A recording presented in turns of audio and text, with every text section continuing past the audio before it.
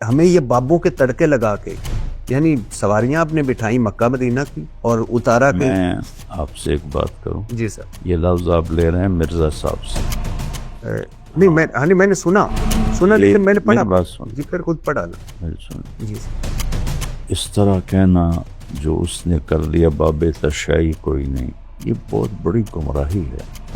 اس کو وہ کہہ رہا ہے چشتی دجال۔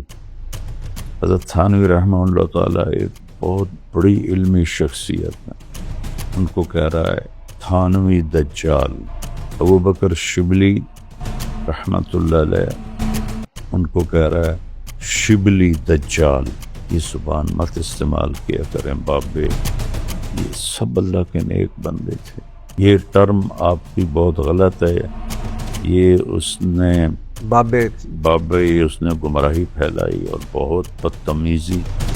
دعوت دینے والا بدتمیز نہیں ہوتا، جس میں بد اخلاقی ہے، جس میں بدتمیزی ہے، وہ دین کا داعی نہیں ہے، کسی اور چیز کا داعی ہے۔ اچھا سر، رائے ونڈ والوں پر اکثر میں سوچتا ہوں کہ یہ ابھی اپنے انجینئر محمد علی مرزا کو ان کا میں ایک لیکچر سن رہا تھا، انہوں نے اس لیکچر میں جو رائے ونڈ کی کوئی جو کتاب ہے جو نصاب ہے فضائل اعمال، اس پہ گفتگو کی۔ میں نے سوچا کہ یہ فضائل اعمال پہ یہ کوئی یک طرفہ نہ ہو، میں نے خریدی وہ فضائل اعمال منگوائی، اور اس میں اب اللہ رسول یعنی نام رائے ونڈ والے چلے، مجھے ان کے بہت بڑا کام کر رہے ہیں وہ، اللہ 5 بر اعظموں میں تبلیغ اسلام کا نام، ان کی نیت پہ شک نہیں، ان کے کردار پہ شک نہیں، بڑے بڑے علماء بزرگ جید گزرے ہیں، اور وہ نبی کی ایک سنت ہے، اب تو نبی نہیں آنے، اب تو آپ نہیں جیسے آپ کہتے ہیں، لیکن قرآن حدیث مطلب اللہ رسول کی باتوں کو انہوں نے بابوں کے ایسے تڑکے لگائے ہوئے ہیں۔ مثال کے طور پہ میں چند چیزیں آپ کے سامنے، فضائل اعمال جو نصاب ہے رائے ونڈ کا، اس میں مولانا زکریا کی لکھی ہوئی کتاب ہے، یہ وہی مولانا زکریا ہیں جو 1926 میں تبلیغی جماعت کے بانی تھے، آپ کو تو پتہ ہی ہے، مولانا الیاس کے بھتیجے اور داماد، اور وہی مولانا زکریا جن کے پیر خلیل احمد سہارنپوری تھے۔ صفحہ نمبر 8 پر اس کتاب کی تمہید میں مولانا زکریا لکھتے ہیں، 1938 میں میری عمر 40 سال کی تھی، ایک مرض کی وجہ سے دماغی کام روک دیا گیا، میں نے سوچا ان خالی ایام کو ایک بابرکت مشغلے میں صرف کروں، لہٰذا یہ کتاب لکھنا شروع کر دی، اگر میرے یہ اوراق پسند خاطر نہ ہوئے تب بھی میرے یہ خالی ایام اس مشغلے میں کٹ جائیں گے۔ اب جس بندے کو ایک مرض کی وجہ سے دماغی کام سے روک دیا گیا تھا، مطلب دماغ کا کام نہ کریں، وہ یہ کتاب لکھ رہے ہیں، اور وہ پورے نصاب ہے۔ آگے سنیے سر، ویسے اس پہ آپ اگر آپ کوئی کہنا چاہیں تو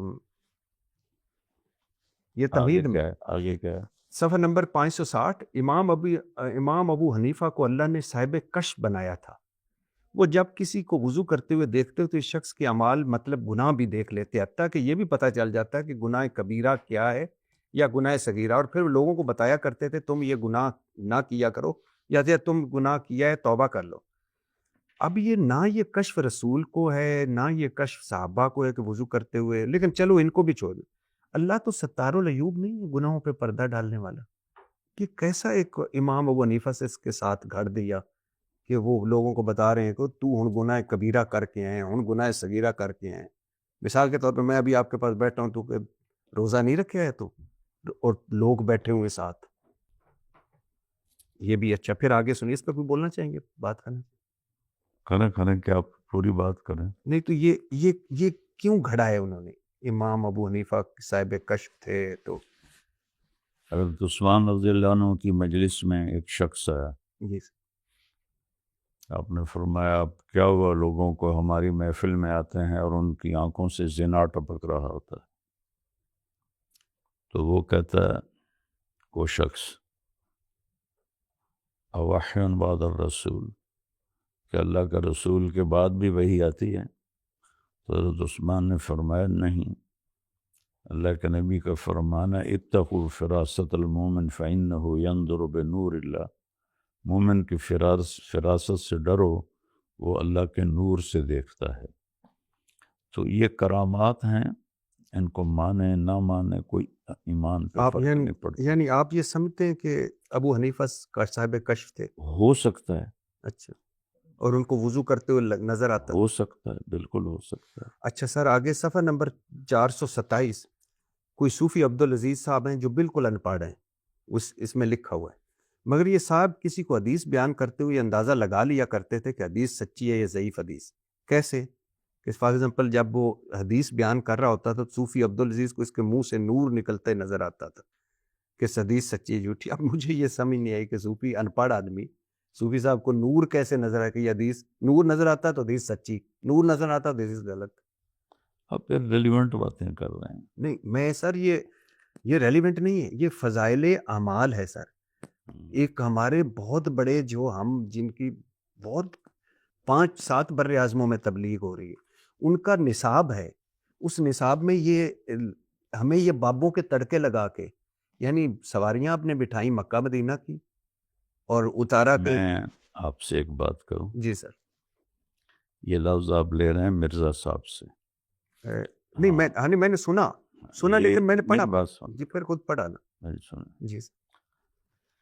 کسی کو حقارت سے بولنا، کسی کے بارے میں کسی کو حقیر سمجھنا، جی سر. اور خاص طور پر وہ لوگ جن کی ایک ہسٹری ہے ان کو اس طرح کہنا جو اس نے کر لیا باب تشیع کوئی نہیں، یہ بہت بڑی گمراہی ہے. معین الدین چشتی رحمۃ اللہ علیہ پاکستان میں انڈیا میں پہلی ہستی ہیں جنہوں نے اسلام کو متعارف کروایا. ہزاروں لوگ ان کے ہاتھوں مسلمان ہوئے. میری اپنی نسل کا پہلا بندہ ان کے ہاتھ مسلمان ہوا. اس کو وہ کہہ رہا ہے چشتی دجال. حضرت تھانوی رحمہ اللہ تعالیٰ ایک بہت بڑی علمی شخصیت ہے، ان کو کہہ رہا ہے تھانوی دجال. ابو بکر شبلی رحمۃ اللہ علیہ یہ نہاوند کی گورنری چھوڑ کر جنید بغدادی کے شاگرد بنے تھے اور ان سے خلافت ملی تھی، ان کے جانشین بنے تھے. ان کو کہہ رہا ہے شبلی دجال. یہ زبان مت استعمال کیا کریں بابے، یہ سب اللہ کے نیک بندے تھے، لکھنے والے سے اونچ نیچ ہو سکتی ہے. لیکن جی ان لوگوں کی میں کوئی اس کی وکالت نہیں کر رہا، اس میں کوئی مگر موضوع چیز ہے تو ہے. طریقہ یہ ہوتا ہے خذ ما صفا ودع ما قدر. قرآن کے علاوہ کوئی کتاب خطا سے پاک، جی میں یہی کہہ رہا ہوں، چاہے وہ بخاری ہے چاہے وہ مسلم. ہاں لیکن سر آپ نے یہ پڑھی ہے نا فضائل اعمال؟ کیوں چیز پڑھی ہے. ہاں تو میں آپ کو ایک آپ اس میں دوسری طرف لے جا رہا ہوں. جی وہ میں ایگری کرتا ہوں، وہ نہیں ہونا چاہیے. یہ ٹرم آپ کی بہت غلط ہے. یہ اس نے بابے اس نے گمراہی پھیلائی اور بہت بدتمیزی. دعوت دینے والا بدتمیز نہیں ہوتا، دعوت دینے والا بد اخلاق نہیں ہوتا. جس میں بد اخلاقی ہے، جس میں بدتمیزی ہے، وہ دین کا داعی نہیں ہے، کسی اور چیز کا داعی. چلو سر میں تو سر اس پہ ہوں کہ یہ جس میں یعنی ان کو بدل لینا چاہیے فضائل اعمال میں. اتنا بڑے یہ سیٹ اپ ہے. مولانا زکریا کہتے ہیں کہ میرے آ گئی ہے منتخب احادیث آ گئی ہے. مولانا زکریا صاحب کہتے ہیں کہ جب میرے والد کو دودھ چھڑایا گیا تو وہ پاؤ بھر سپارہ حفظ کر چکے تھے. امام ابو حنیفہ 40 یا 50 سال عشاء کے وضو سے فجر پڑھتے ہیں. پتہ نہیں کس سے پتہ چلا. شیخ عبد القادر جیلانی 12 سال جنگلوں میں پتے کھا کر گزارا کرتے. شیخ عبد القادر جیلانی ماں کے پیٹ سے 14 سپارے حفظ کر کے آئے. میں ابھی وہ سن رہا تھا، آپ نے شاید سنی، وہ میں غوث الاعظم کا دھوپی ہوں. حضور صلی اللہ علیہ وسلم کے صحابہ خلفائے راشدین کو یہ جنت کی بشارتیں ملی. حضرت عثمان قبر پہ جا کے رویا کرتے تھے. یہ واقعات تو بے بنیاد ہیں. اچھا نبی ایک یعنی اب صفحہ نمبر 374 پر ہے، نبی جب قیام اللیل کرتے تھے تو اس رسی سے خود کو باندھ لیا کرتے تھے تاکہ نیند کے غلبے کی وجہ سے گرنا پڑے. آپ نے تو صحابہ کو منع فرمایا، بیٹی کو غلط ہے. یہ فضائل اعمال میں ہے بھی نہیں. صفحہ نمبر 374 پہ نہیں، آپ دیکھ لیجئے گا. میں آپ کو واٹس ایپ کرتا ہوں. اللہ کے نبی نے سر کے بال باندھے ہوں؟ نیور. نہیں، نیند کے غلبے سے میں آپ کو نیور سر، نیور. اچھا صفحہ نمبر ہے بھی صحیح تو غلط ہے یہ. اچھا ایک صحابی پیرے پر معمور تھے 67 صفحے پہ، نماز پڑھنے لگے تو حملہ ہو گیا، تیر لگتے رہے، خون بہتا رہا، وہ نماز پڑھتے رہے۔ اب امام ابو حنیفہ کے نزدیک تو خون بہنے سے وضو ٹوٹ جاتا ہے، یہاں آپ نے انہوں نے امام فے کر کے امام شافی کر دیا۔ اچھا آگے سنیے، ایک سید صاحب نے 12 دن ایک وضو سے نماز پڑھی، 15 سال اپنے جسم کو لیٹنے پر آمادہ نہ ہونے دیا۔ اب یہ ورلڈ ریکارڈ ہے، گنز بک کا ورلڈ ریکارڈ میں سید صاحب کو جانا یہ چاہیے۔ سب فضول باتیں ہیں۔ تو یہ فضول فضائل اعمال میں ہے، آپ کے تبلیغی جماعت کے نصاب بھی کتاب ہے، اس میں نہیں ہونی چاہیے۔ حضرت آدم کی توبہ حضور کے وسیلے سے قبول ہوئی تھی میں سر۔ آپ کی خدمت میں یہ گزارش کرنا چاہتا ہوں، جی میری ذات سے متعلق سوال کریں، یہ میری ذات سے متعلق نہیں ہے۔ سر آپ اس تبلیغی جماعت میں تھے، آپ میں ہوں، میں اب بھی ہوں، لیکن آپ ان کو رد کرتے ہیں۔ میں رد کرتا ہوں، جو غلط ہے وہ غلط ہے۔